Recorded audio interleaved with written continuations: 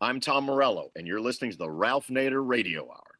Stand up, you've been sitting way too long. Welcome to the Ralph Nader Radio Hour. My name is Steve Skrola, and along with my co-host, David Feldman. David, welcome back. Thank you. It's good to be back. It's great to have you here, and it's also great to have the man of the hour, Ralph Nader. Hello, Ralph. Hello, everybody. Alert, listeners. It's going to be quite a program. It requires a little concentration, but it's all about money. Yeah, a few weeks ago, we spoke with Lindsay Owens of the Groundwork Collaborative, who told us about what CEOs were telling their stockholders on earnings calls about inflation. Turns out they were using the inflation caused by the war in Ukraine and ongoing pandemic-related supply chain issues as, quote, air cover to gouge their customers. This was plain old profiteering across many industries. Our first guest today is distinguished economist Robert Pollin, who's going to give us his take on inflation and what some of the remedies could be. What can the Federal Reserve do? What should the Biden administration do? And that's the first half of the show. Then we welcome back Greg LeRoy of Good Jobs First. Good Jobs First is the organization that tracks corporate taxpayer subsidies. You notice it's always called subsidies when giveaways go to support corporate projects. When taxpayer dollars are given to support real live human beings, they call it a handout. We like to call it all corporate welfare. Well, Greg is going to give us an update on electric vehicle subsidies and discuss New York Governor Kathy Hochul's support of the huge Buffalo Bills stadium deal. And he's also going to talk a little bit about the economic effect of abortion bans in states. As always, somewhere in the middle, we'll check in with our corporate crime reporter, Russell Mokhiber. But first, how do we whip inflation now? David? Robert Pollin is Distinguished University Professor of Economics and co-director of the Political Economy Research Institute at the University of Massachusetts Amherst. He is also the founder and president of PAIR, Pollin Energy and Retrofits, an Amherst, Massachusetts-based green energy company operating throughout the United States. Welcome back to the Ralph Nader Radio Hour, Robert Pollin. Thanks very much for having me on. Welcome back indeed, Robert.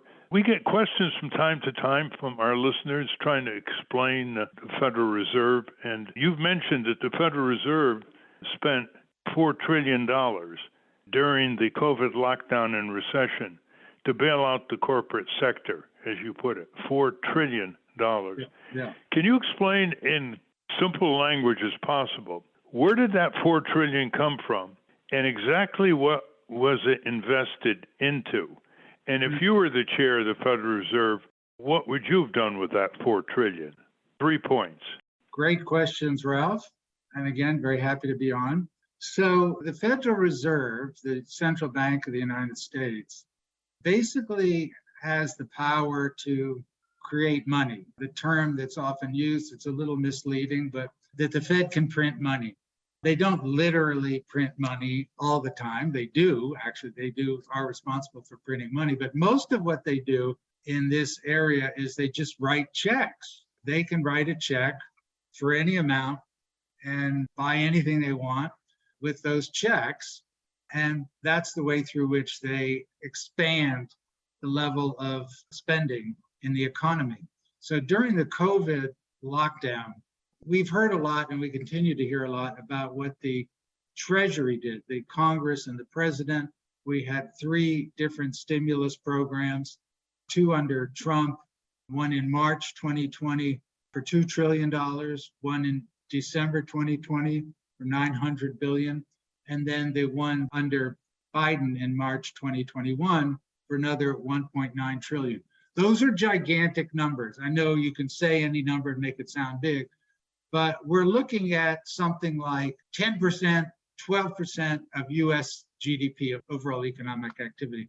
That's how much the US Treasury pumped in. Now, the Fed is separate. And what the Fed does is basically it buys up assets on Wall Street to make it, boil it down to its basics. It buys up assets, it buys stocks, it buys bonds, it buys options, futures, it buys anything it wants on Wall Street. And this $4 trillion, and these are, of course, official numbers right from the Fed, if you know how to read their balance sheets. that $4 trillion that they spent basically from the beginning of the lockdown, March 2020, for another 18 months or so, that was the Fed pumping money into Wall Street to keep the stock market up, to prevent government bonds and private sector bonds from collapsing in value. They succeeded. It was for what they were attempting to do, which is to prop up Wall Street. It was a massive success. It did exactly what it was supposed to do. While the world was in a lockdown recession, global stock markets were going up. The US stock market went up by 60% during the COVID lockdown. That's because of exactly what the Fed did to buy those assets. Now, the ability of the Fed to purchase assets is an enormous power that very few people understand. Instead of buying bonds from Goldman Sachs or bonds from JP Morgan or bonds from Exxon, the Federal Reserve could very easily say, we are going to create a green investment program at a level sufficient to meet the climate challenge. And therefore, we will buy bonds. For example, we will buy bonds from state governments, from municipalities, all of which are going to investing in a green energy transformation. We could do it at the level of $4 trillion. They've already proven they can do that. Or you could even do it at a much more modest, but still massively impactful level to advance a green transition agenda. The Fed has the capacity to do that. I once had a conversation with Janet Yellen at the time she was chair of the Fed, and I discussed exactly this issue with her, and she acknowledged, sure, yes, of course we can do that. We never have, but we could. There's nothing legally preventing the Fed from doing it. And how exactly would this $4 trillion be invested in a green economy? Well, if we were to use this same tool, the Fed's capacity to buy financial assets, well, for example, take a simple, small example. My own university, UMass Amherst, under the leadership of a very enlightened chancellor, is now committed to being 100% zero emissions by 2032, I believe. And therefore, we have to get rid of our existing natural gas power plant and build a power plant based on solar energy. And we are going to be investing in raising the efficiency level for our building stock. So that's, I don't know the exact amount. That's maybe $50 to $100 million project. So the University of Massachusetts or the state of Massachusetts can float a bond that the Federal Reserve buys at zero interest rate. And all of a sudden, UMass Amherst has the money to enact this green transition at this institution. They could do the same thing with every other university in the country and generalize from there. Now, the money that the Federal Reserve spends increases its debt, its balance sheet. And now I understand that the Federal Reserve's debt level is over $9 trillion and growing. Who is that money owed to? Well, if the Federal Reserve buys assets, it's not borrowing to buy the assets, it's creating money to buy the assets. So it's not that they don't owe money to anybody, they bought the asset. So when we hear the news that their balance sheet has expanded by X amount, that's their asset base.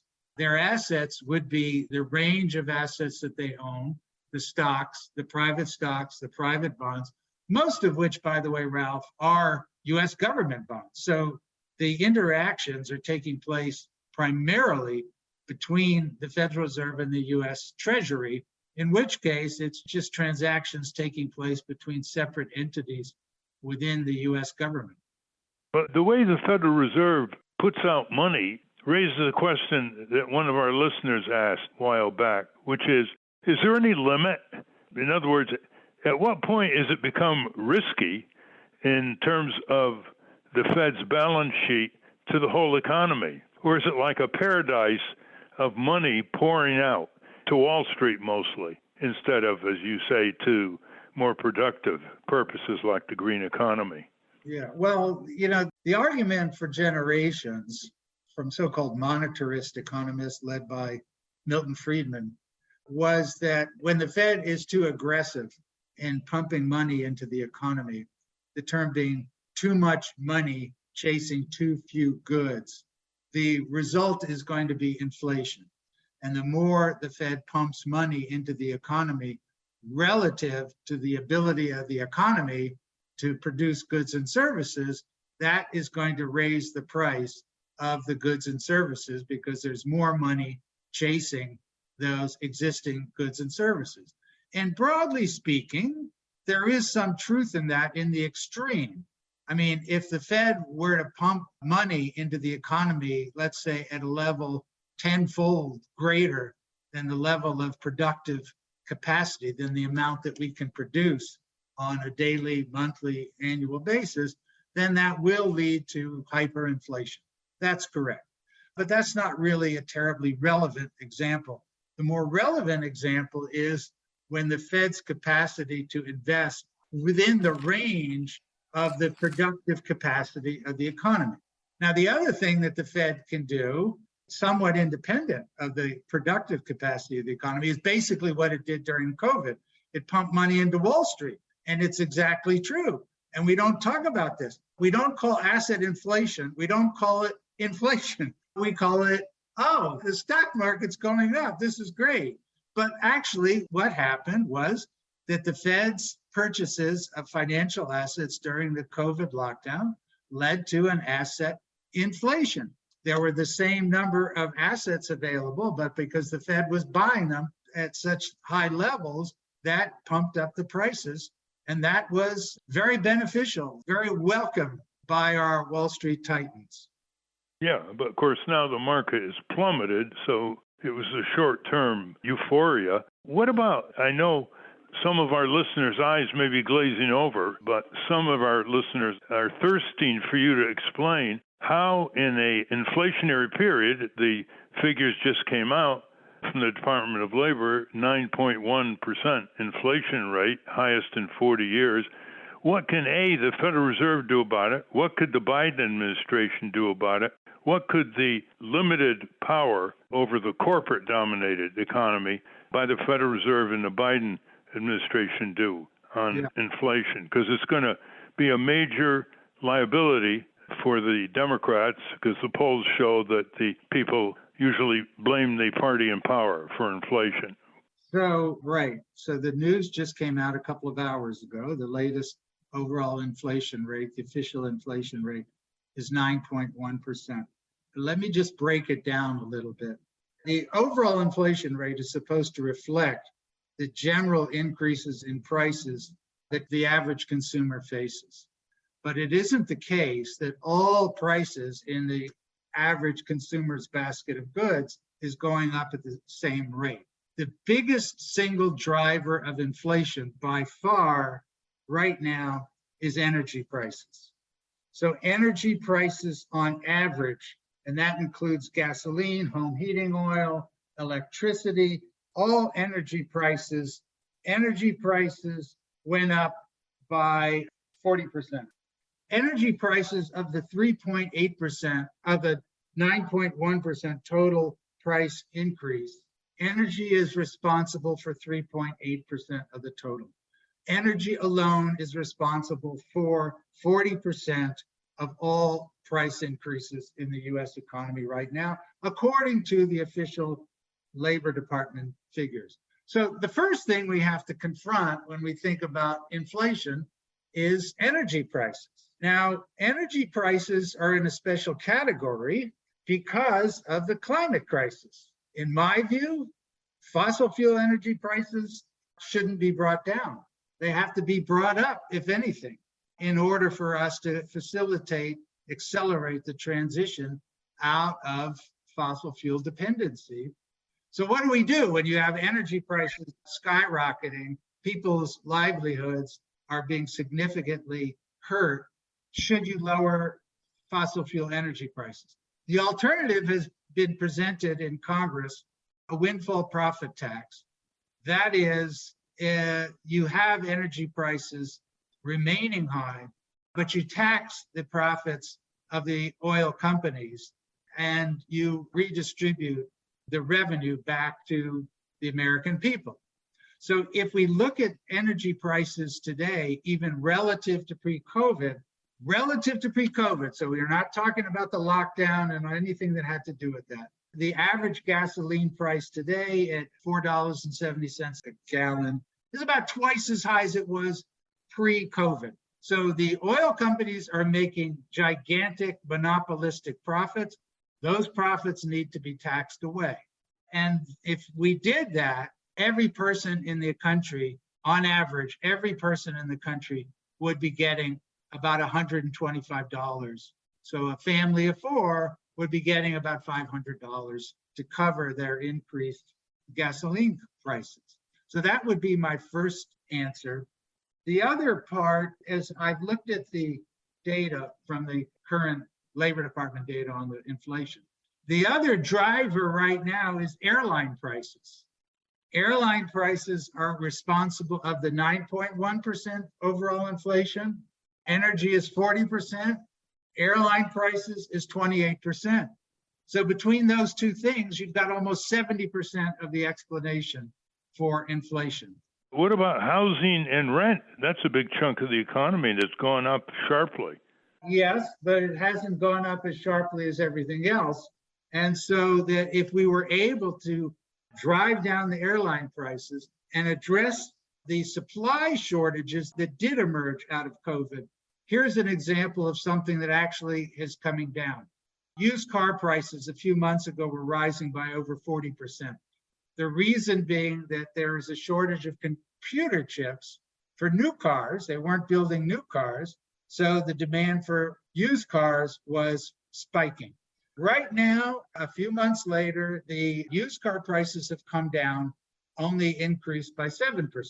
So that is suggesting that there is some loosening in terms of the supply chain issues that are driving up everything besides energy.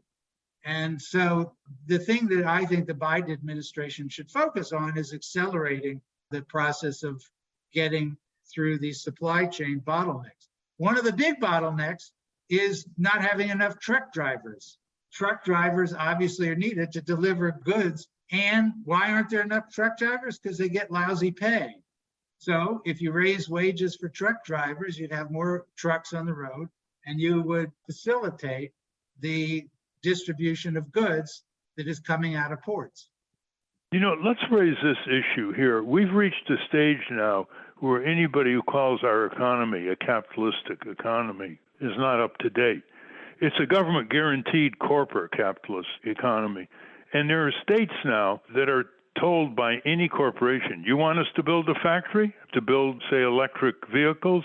You want us to move a big box store into your municipal jurisdiction? Pay up.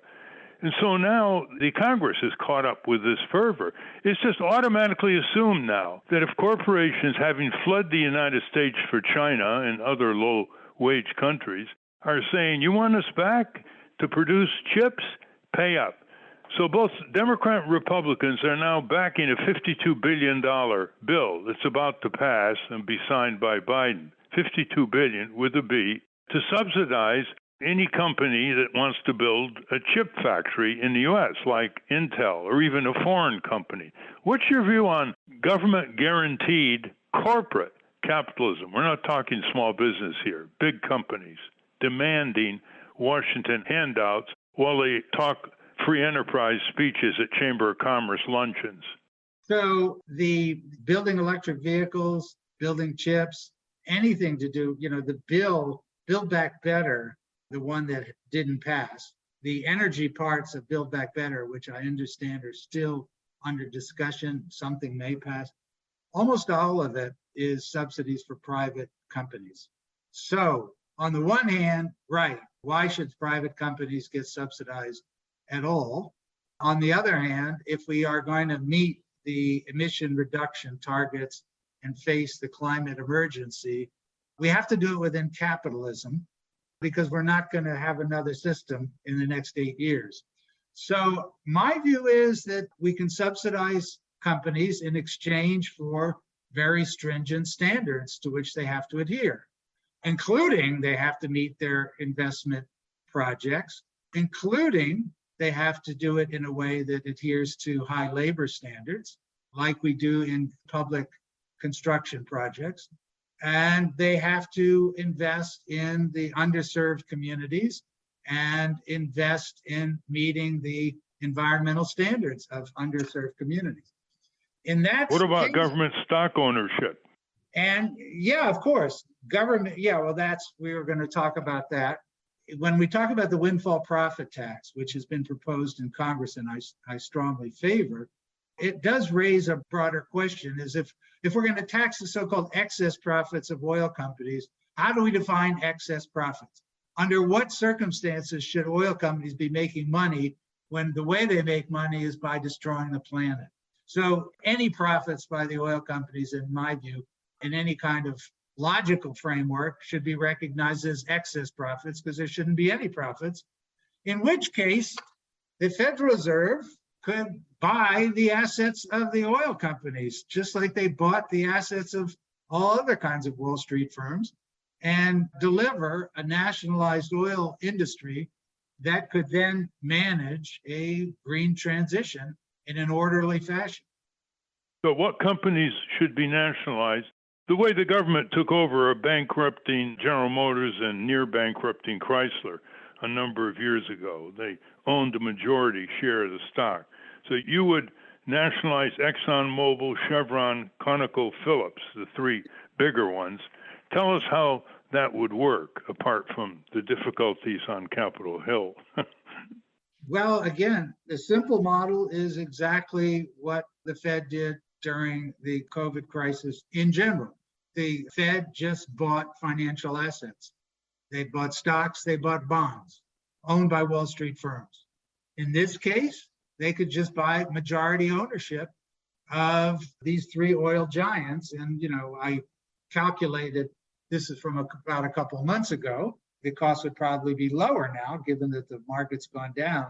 But according to my calculations, they could buy majority ownership for about $400 billion, which is one-tenth of what the Fed pumped into Wall Street in 18 months during the COVID crisis. So this is not actually any kind of outrageous proposition. As you just noted, Ralph, the government bought majority ownership of General Motors, Chrysler, and AIG, the insurance giant. They bailed out Goldman Sachs in 2008, 2009. So this is certainly within the realm of feasibility, and it's within the realm of the technical tools available from the Fed. And then what would happen? Let's assume that the three big oil giants were nationalized. There's still a lot of non-nationalized oil companies who can engage in frolics and detours. How do you deal with that? And basically two questions. What would the government do once it nationalized? It would be the owners of these three giant oil companies. And how would it deal with the rest of the oil and gas coal economy, which is bent on maximizing short-term profits, never mind the effect on climate disruption or anything else? Well, I didn't mean to set it as a principle that they should only buy the three giants. I did that just by way of illustration. Yeah, you could buy all the rest of the company. The other companies are much smaller, so that the federal government could nationalize the entire fossil fuel industry. My calculation was the three giants at $400 billion. You could do the whole shebang for less than $800 billion. And so that I wasn't establishing that, we just get rid of the three big ones and the others get to do whatever they want. The basic point being that once the government controls these giant fossil fuel companies, then we can have an orderly transition in which, yes, we keep fossil fuel prices high. The revenues from selling the fossil fuels would be transferred automatically back to the American people. Meanwhile, at the same time, they would be investing in accelerating the growth of the clean energy infrastructure. That would be the basic, simple idea. It's not complicated at all. Obviously, there's a lot of details, but the basic point is very straightforward. Robert, we're talking with Professor Robert Pollin at the University of Massachusetts. He's part of the most progressive Department of Economics probably in the country, University of Massachusetts, Amherst. I'm sure some of our listeners are saying, wait a minute, do deficits matter anymore? Can the government spend endlessly? Can the Federal Reserve spend $50 trillion without consequences to its own balance sheet, nevertheless, the rest of the economy? What are the risks here in a modern economy? So let's distinguish between two sources of government spending. One is the U.S. Treasury, and the other one is the Federal Reserve. And they are both part of the U.S. government, but they're distinct in the way they operate. The U.S. Treasury spends based on either tax revenues that it takes in or borrowing. So that's the deficit. The deficit comes from the U.S. Treasury borrowing money to spend for anything, for the military, for infrastructure, for education, anything. So the U.S. Treasury, the federal government deficit, is fairly high historically. I don't think it's anywhere near close to a danger point. The basic reason, again, is pretty simple. The U.S. government during the COVID lockdown, when, as I said, they borrowed massive amounts, about 20% of GDP over the course of a year and a half, but they were borrowing it at 1% interest rate, at negligible interest rates. So that the only time there's really a danger with respect to the government or a real constraint is when you have to pay that money back. And if you pay it back at near zero interest rates, you can keep going for a long, long time. It's different than when in the early 1980s, when the government was borrowing at 10%, borrowing at 10% versus borrowing at 1%. When you borrow at 1%, your interest payments are literally 1/10 of what they otherwise would have been at 10%. So that's the Treasury. Now, the Fed is another story. The Fed can create money in principle, they can create money indefinitely. The dangers are, yes, the dangers are if they do too much of it, it can set off a hyperinflation with excessive money relative to the economy's capacity to produce. But again, we're nowhere close to that. And the inflation that we're experiencing now, as I said, is not due to Fed's excessive money creation. It's due primarily to energy prices, and then secondarily to other supply chain issues. And then, as I said, the issue with airline prices coming back up from where they were very low during the lockdown. What about the savers? Over 130 million savers, most of them small. And Mr. Powell, the chairman of the Federal Reserve, gave them the back of his hand when he drove interest rates down to near zero. I kept writing him letters he would never answer. What about the income reduction from trillions of dollars in money market funds and bank saving deposits that are getting virtually nothing? Well, they're getting a little bit more now as he raises interest rates, but the saver's viewpoint is almost never on the table in front of the Fed. What do you think of that? Well, small savers that put their money in bank accounts, their viewpoint is, yes, is not considered at all. But if you are a big saver on Wall Street, and if you invest in, say, private equity or mutual funds, and those are tied to the performance of the stock market, those people have done extremely well. Now, yes, the market is back down, but that was after the market, the market's down 20%, but the market went up 60%. So the big savers are still doing very, very well. In terms of the small savers, yes, they are definitely hurt by the, near zero interest rate policy of the Fed. The small savers are, on the other hand, benefiting, like a lot of us, from the fact that the economy did not collapse during the COVID lockdown, and that the economy didn't collapse during the 2008-2009 financial collapse. The economy easily could have collapsed in March 2020. The unemployment rate went up to 14% in a matter of a month. The number of people that were applying for unemployment insurance over the course of a year of the lockdown, 50% of all people in the labor market applied for unemployment insurance. So that the stimulus policies, with all of its many, many flaws and unequal features, which are certainly there, it did have the effect of preventing a 1930s or worse level of depression, which in my opinion would have otherwise resulted. And by the way, if that had happened, we wouldn't be worrying about inflation. We would be worrying about deflation. In other words, the prices of everything would have kept going down. Like I said, airline prices went down, gasoline prices, everything went down. They would have kept going down and unemployment would have stayed astronomically high. So there is a trade-off. But you're right, Ralph, that the small savers that do not have access to Wall Street brokers and the like definitely are hurt in terms of their savings. Steve, David, any input? Thank you. I'm amazed at the left, how they just do not discuss nationalizing the oil companies. That's the quickest way to socialism. I'm amazed that this is not what everybody's talking about on the left. That will be the pushback, though, that it's socialism. How does it work? When we nationalize a corporation, does the boardroom get replaced by congressional hearings, or do the oil companies work like Amtrak, which is a quasi-corporate, quasi-government corporation? How would it work?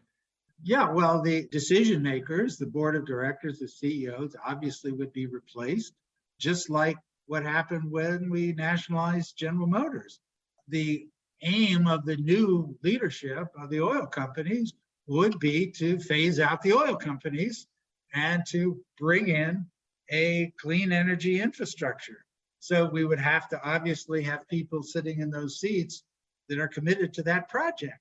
And they have to obviously recognize that we're facing a planetary emergency, unprecedented. I mean, if you believe climate science, we're facing an unprecedented planetary emergency, and we can't continue to rely on oil companies who are simply in it to make profits off of selling this product that's destroying the planet.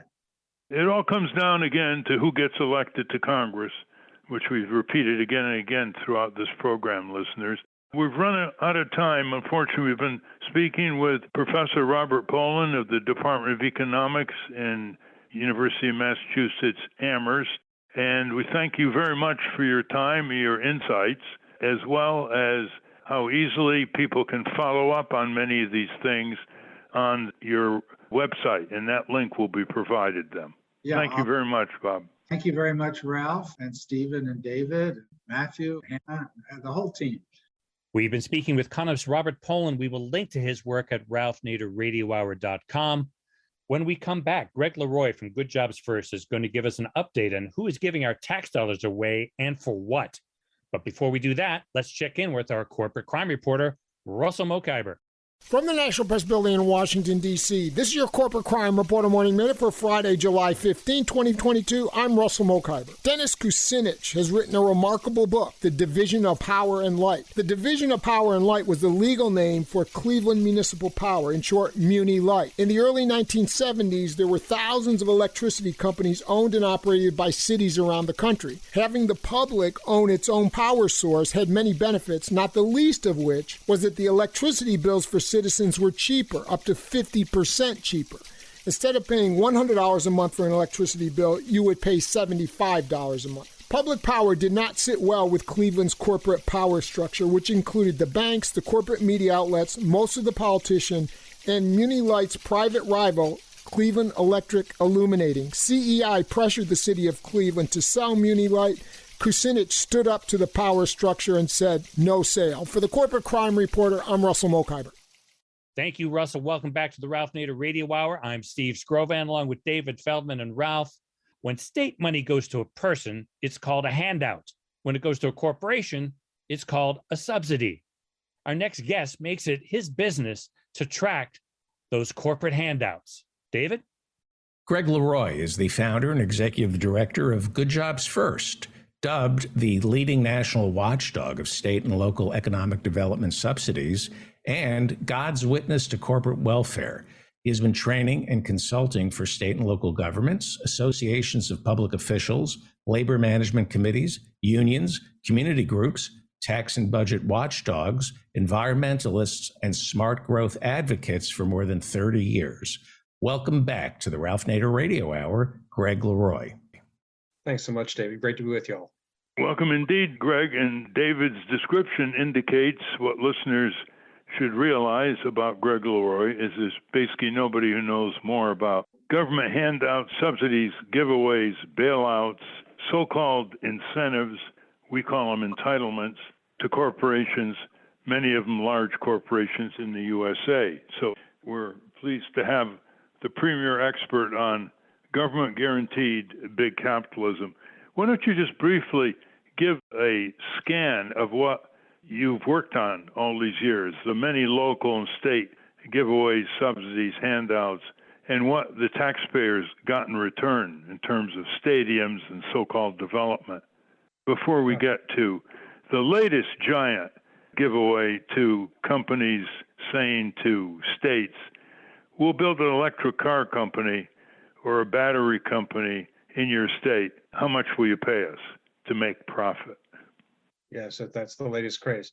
Yeah, so, like working families, companies pay three broad kinds of taxes. They pay income taxes on their profits, they pay sales taxes on stuff they buy, and they pay property taxes on the real estate that they own and the buildings and the machinery and equipment that they own.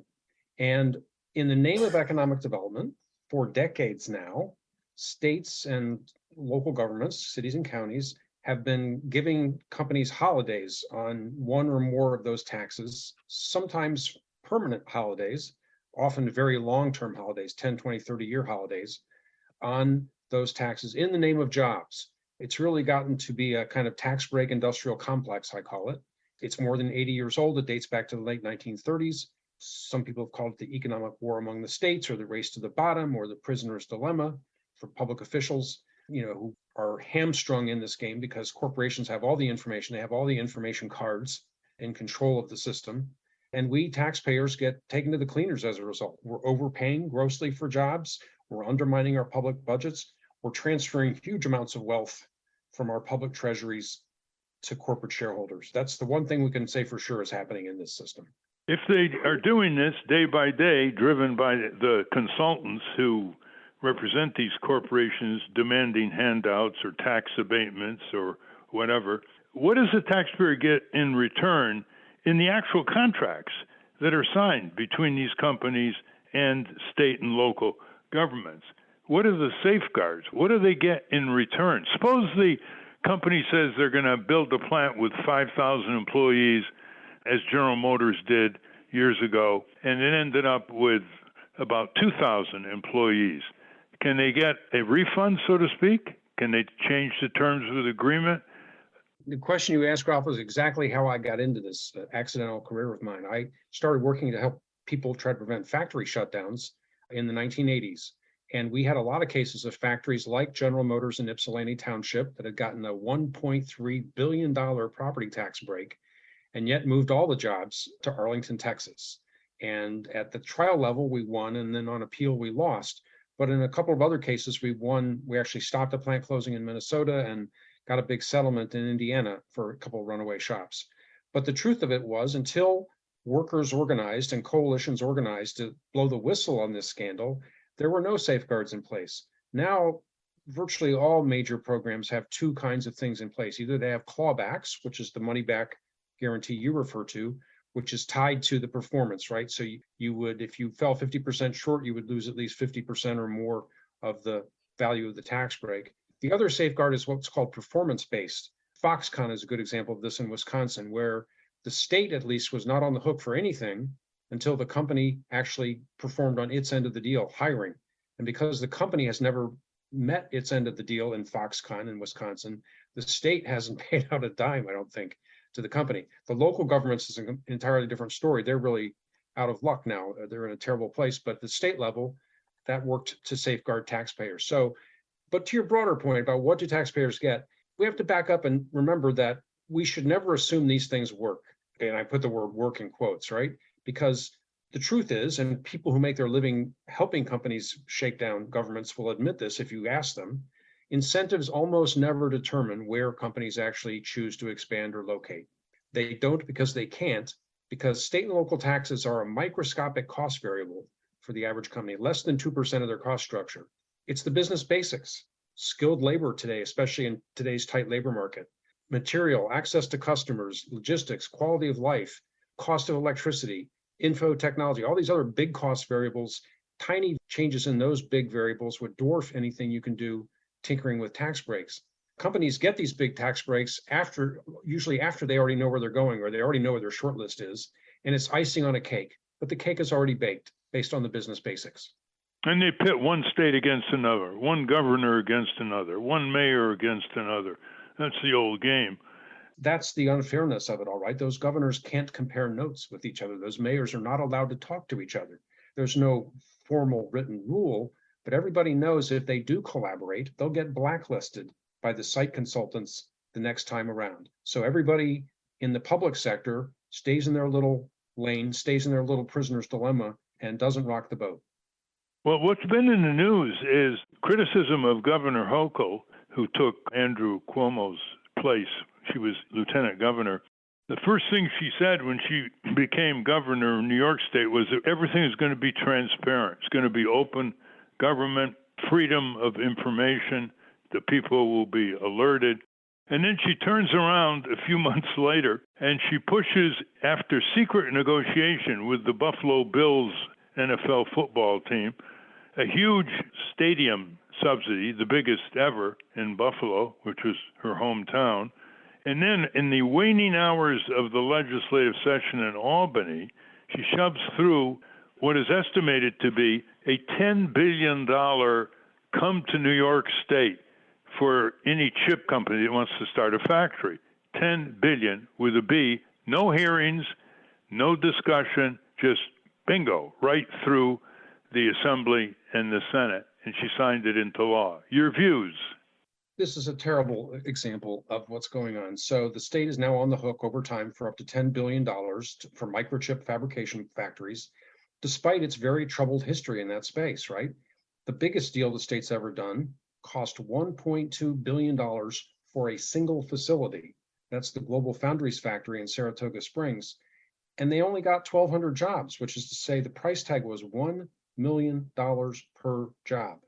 And at that price, there's no way taxpayers can ever get close to breaking even, right? There's no way the average worker in that factory is going to pay $1 million more in state and local taxes than public services they and their families consume.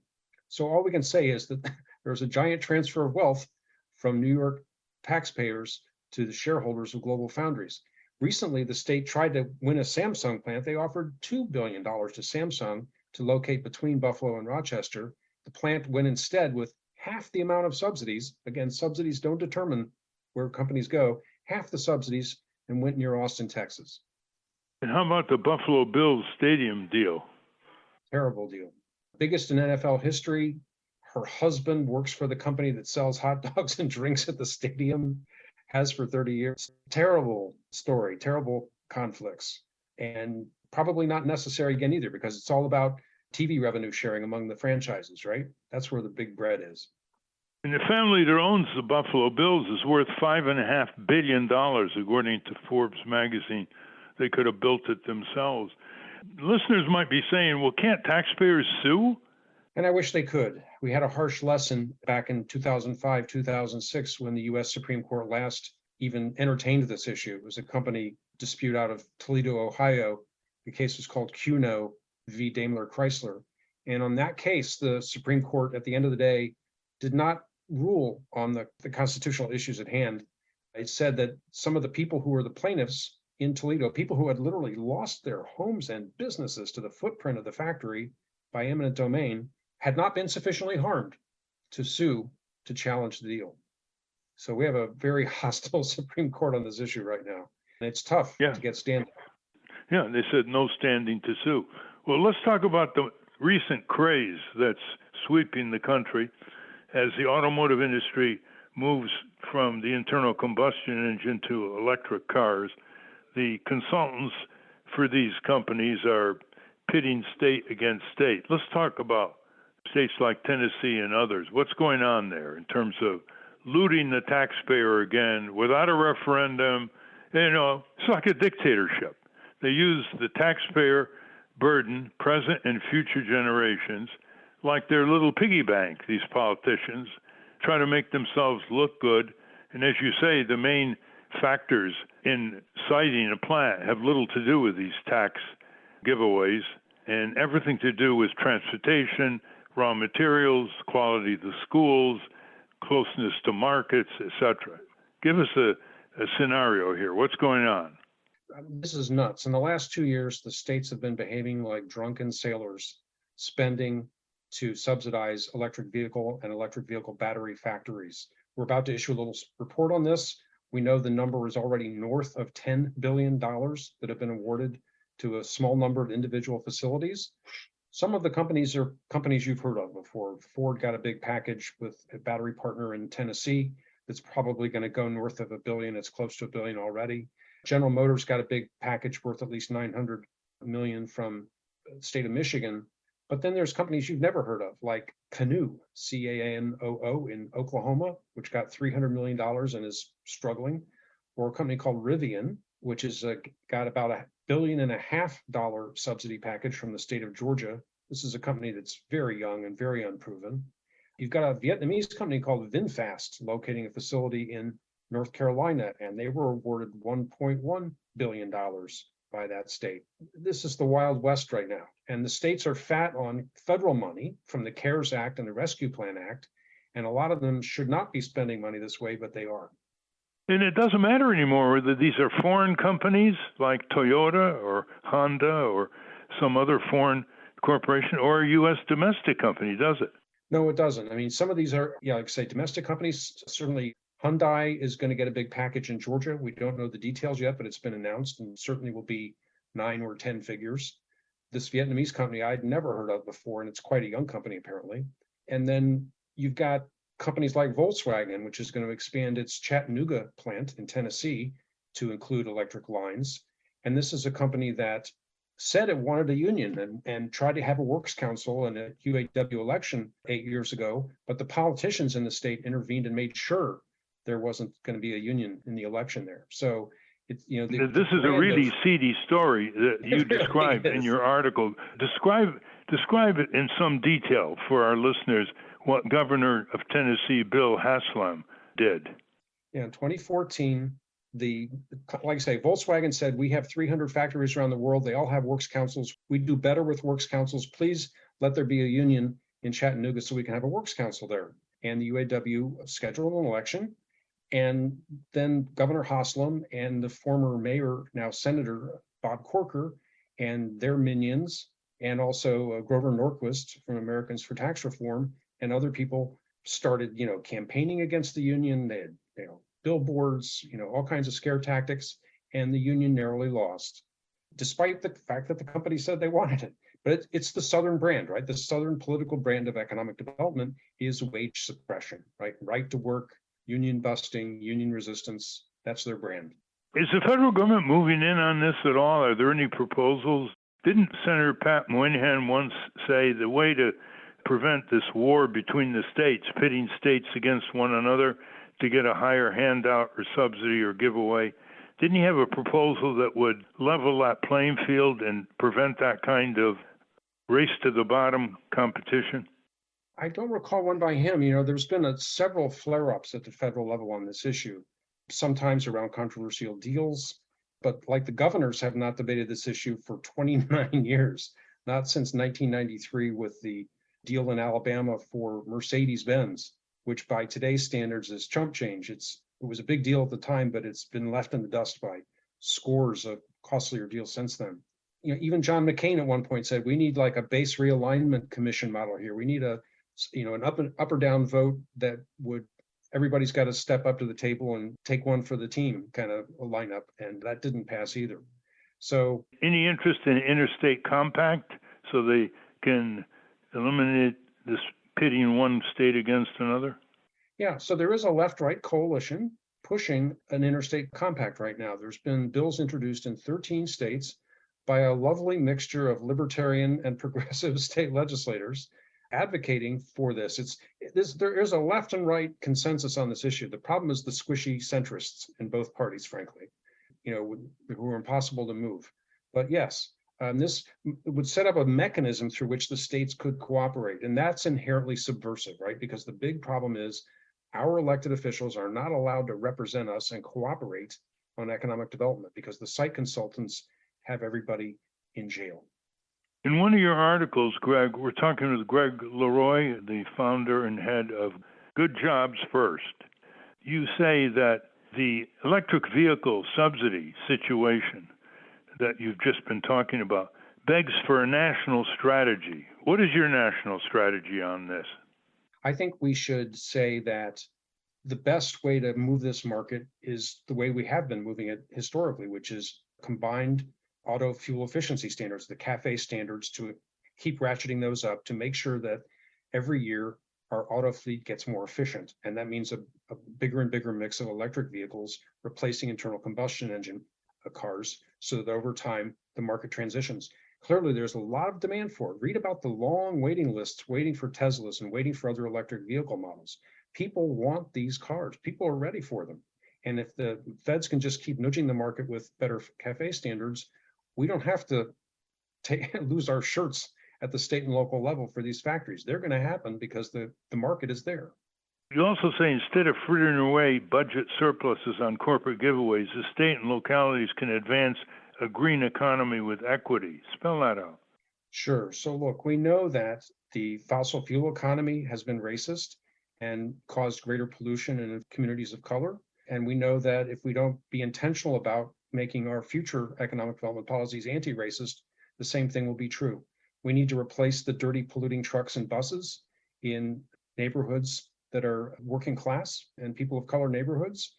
We need to use community benefits agreements and other devices to make sure that women and people of color and the formerly incarcerated and veterans and chronically disadvantaged workers get first crack at those jobs, especially if those jobs are being created by public procurement dollars or public economic development dollars. We can do these things. There's precedents. A terrific group called Jobs to Move America is really leading the way on that path, especially in the transit procurement space. David? Thank you. Circling back to Moynihan's plan to put an end to this race to the bottom, would it be constitutional for Congress to pass a minimum local tax where the IRS would look at the percentage a corporation pays locally, and if it doesn't meet the minimum local tax, then the IRS would add onto the corporation's federal taxes to meet the difference and then return that money to the localities? Is that constitutional? Well, it's a great question. I'm not a tax lawyer, so don't know the answer to that. Here's one idea related to that I've heard and like a lot, and that is let's end double dipping. And here's the thing. Many companies have big properties, big factories, big retail facilities that they pay virtually no property tax on for long periods of time. Property tax abatements are extremely valuable to them. And the same properties also get depreciated when they compute their taxable federal income.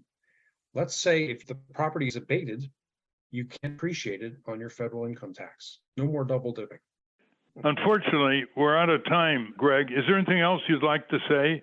I think the next frontier in this issue is going to be abortion and the Dobbs decision, and whether or not states that have reproductive freedom will start gaining an advantage in attracting smart people and good jobs. What do you hear about companies saying we're not going to have our convention in some city in the South that has banned abortion? Do you hear anything like that? I haven't heard that, but I'm sure somebody's tracking convention activity. We're especially interested in like permanent job location. That is, companies when they choose to relocate or expand, workers when they choose to move and look for a new job in a new city or new metro area. I think it could work both ways. Obviously, there's some people, evangelicals, who might want to move into a anti-abortion state. But I think the polls tell us there's a lot of people, more people, frankly, who are interested in reproductive freedom and don't think they should be coerced that way. Okay, again, slowly, your website? Good Jobs First, all one word, .org. In fact, we're unveiling a new website tomorrow. It's going to be a bang up new look for us. And you can get listeners all kinds of information right down to your local level. What's going on in terms of your taxpayer giveaways in your community. You have that kind of detailed website, don't you, Greg?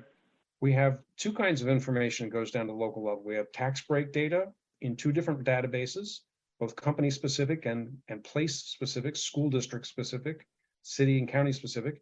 And we have another database called Violation Tracker, which gives you corporate crimes right down to the facility level for the last 22 years.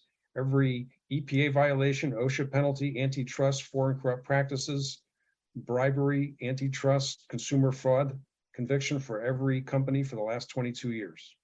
So if you're a listener in WPKN in Bridgeport, Connecticut, you can get all that detail about the Bridgeport area, right? You sure can. Absolutely. Thank you very much, Greg LeRoy. What great work you do over the years, Greg. And more people should log into that website. Good jobs first. To be continued, for sure. Thanks, Ralph. Great to be with you. We've been speaking with Greg LeRoy of Good Jobs First. We will link to his work at ralphnaderradiohour.com. I want to thank both our guests again, Robert Pollin and Greg LeRoy. For those of you listening on the radio, that's our show. For you podcast listeners, stay tuned for some bonus material we call the wrap-up. And yes, this week we really will have a wrap-up. A transcript for this show will appear on the Ralph Nader Radio Hour website soon after the episode is posted.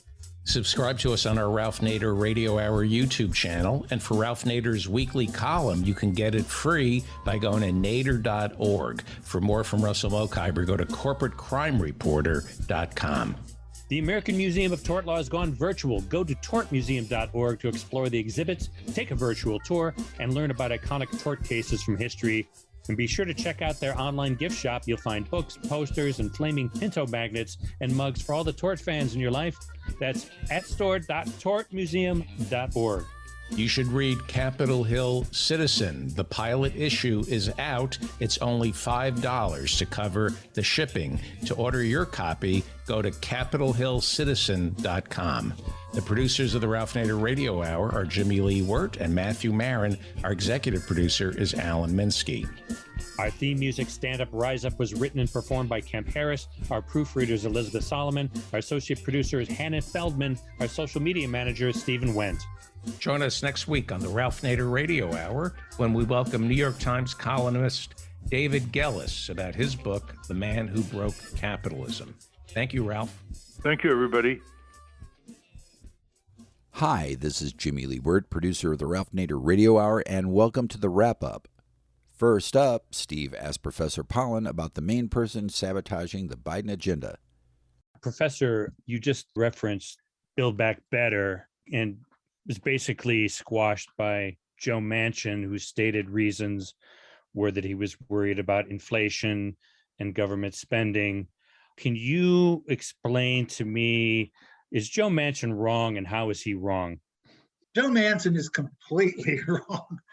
By the way, yes, so these groups, one of the groups that commissioned, a fabulous group called Reimagine Appalachia, commissioned me to do effectively Green New Deal studies for West Virginia, as well as for Pennsylvania and Ohio, so Appalachia.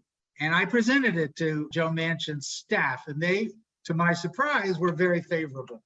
Of course, the boss, Joe, didn't quite go along with his staff.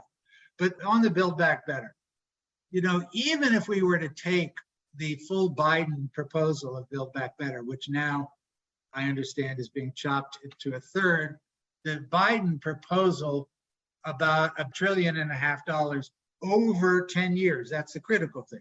It's over 10 years. So roughly speaking, $150 billion a year. That's less than 0.5% of US GDP. Now, I wish people could just think of it that way, because Biden would say, this is $1.5 trillion. We already put in all this money. And it's true. During COVID, we pumped in $2 trillion in March 2020. And that wasn't over 10 years. That was over 3 months. Then we did another 900 billion. And then Biden came in and we did another 2 trillion. Yes, that did prop up the economy. And you could say it was inflationary in the sense that if we hadn't done it, the economy would have collapsed. That's true. But this is completely different. Build Back Better is spread over a decade. So it is a tiny fraction of overall spending in the economy, would have no impact whatsoever, positive, negative, on overall inflation. So you're telling me that Joe Manchin was wrong and that maybe he had some other reason why he didn't want to do this. And something tells me it had to do with energy. Yeah. Well, Joe Manchin, of course, as you know, is a big coal business owner in West Virginia. My guess is that may have something to do with his decisions on the matter. That said, the program that we wrote for West Virginia, a green energy transition for West Virginia, was going to be, enormously beneficial for the people of West Virginia. The point being that, we were showing a net expansion of jobs of about 25,000 jobs, as opposed to the jobs that would be lost by phasing out coal. And we were very focused on a just phase out for the coal industry. So it wouldn't happen immediately. And that every single worker that lost his or her job would transition to a new job at the same wage in the new energy industry or something else. They would lose no income whatsoever. It was going to be hugely beneficial for the people of West Virginia. West Virginia, as you know, is the poorest or second poorest state in the country. So it's not like coal has been really great for West Virginia for the last 30 or 40 years. Anyway, that's what Manchin, his staff, they said, oh, this is great. Yes, let's hold hearings and all this. None of that ever happened. Manchin he'd had a press conference with the head of the AFL-CIO and the mine workers subsequent to our study coming out. And he did say at the time, if there is a real robust transition program, I'm for that part. But he never said he was in favor of phasing out coal. Next, Ralph engages Professor Pollin in a conversation about student activism on college campuses. I have to ask you about the campuses. For years, starting in the 60s, the campuses were the reservoir for vigorous civic leaders and other seekers of justice. There would be speakers at campuses. The auditoriums would be jammed. I would speak at the University of Massachusetts, for example. There would be sign-up sheets for summer internships. Faculty would be engaged. Now I'm told that the campuses are very dormant. There's all kinds of word police pressures about what you can say and what you can't say. The interest in advancing justice on the ground isn't what it used to be. It's hard to get the next generation of leadership. And I'm told that speakers on any political topic, anything labeled political, are not invited. It's all about diversity, diversity, diversity. This is a serious drain of the reservoir of reinvigorating democracy, as it did in the civil rights, women's rights, environmental consumer movements years ago. What's your description of what's going on there? Well, I guess I would have a somewhat less pessimistic view of it. For one thing, obviously, people lost 2 years during the COVID where students stayed home. They weren't able to interact with each other, at least in person. They could do like we're doing now on Zoom. But given that, I myself have been on several, not during the summer break, but from the time that the COVID restrictions got lifted till, let's say, the end of May, I myself, just as one example, spoke at many campuses, and I saw a lot of interest. And basically, they were asking me to talk about the Green New Deal, and there was a lot of interest. I think it's going to take some time for us to regain the momentum that was lost during the COVID lockdown. But you're right, there is a focus on issues around diversity, and I don't see that as a negative, but I don't think it should be replacing the basic things that you're talking about in terms of civil rights, economic justice, social justice, and environment. And I think there's very little interest in corporate power, even at law schools, business schools, very little interest in the corporate domination of our political economy and our government, the domination over labor and consumers, the escape from prosecution by corporate crooks. Look what the opiate executives and owners got away with in this opiate disaster over the last 10 years. Just seems that this new generation is spending too much time looking at screens and not enough going to gatherings and taking courses that may not get them jobs in Wall Street, but they will expand their horizons to their duties as civic engagers and leaders of the future. Well, yes, but I think that there's still a significant minority. I mean, I was very engaged over the last couple of years with the so-called Green New Deal Network, which is, a whole coalition of organizations that really were the ones that designed a much more ambitious version of the Build Back Better. They called it the Thrive Agenda, that they got Chuck Schumer and Elizabeth Warren and Bernie and others to all endorse. And, at least the Build Back Better has failed to pass, but it came reasonably close.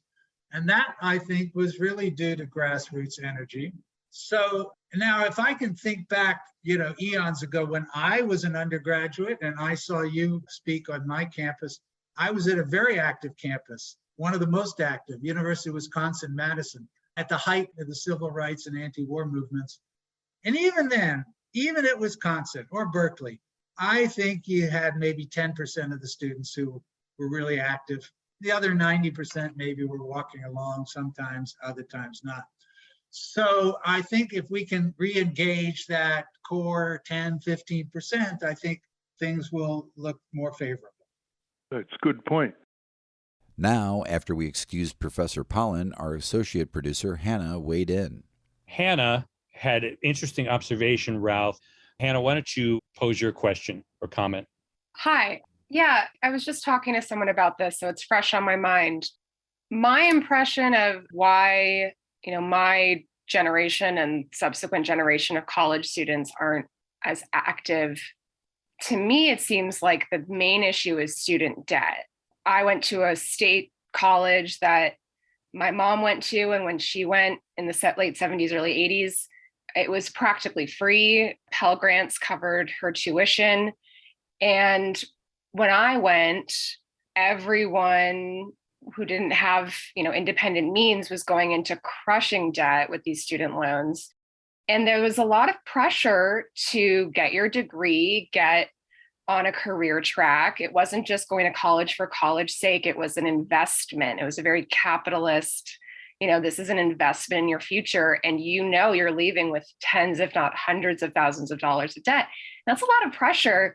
And if you think about getting expelled, or I don't know if you suspend at college, but I think it puts a lot of pressure on college students to just keep their head down, get their degree.